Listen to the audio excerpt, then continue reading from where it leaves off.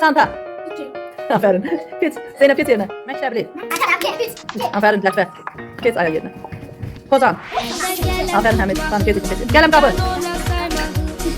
Vedat dili yoktur. Halde değil. Dilim 4. Aferin Halde. Halde geç. Pəncərə.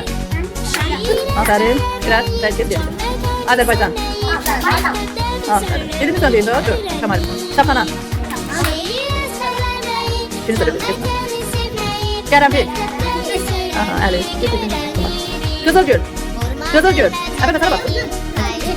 Ne oldu? Təzən bir də. Qızılgül. 3. Kimdə bitir? Telefon. Neçə it oldu? Aha, Sezan. Geç. Daha bitir bitir. Pijama. Bir də deyək. Gölün hecə. Geçin yerinize. Şimdi de Vətən. Şəkilli.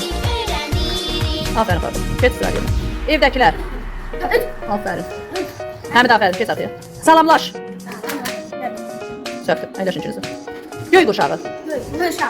Göy quşağı. Geçin yerinize. İkinci dəfə olduğuna görə səhv sayılır. Paltarlar. Aferin Sezan. Əvvəl fəs yedikdən kesin. Əl üz yuyan.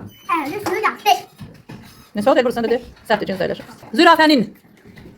4. Aferin Xaldə. Xaldə gibi komandası. Alqış.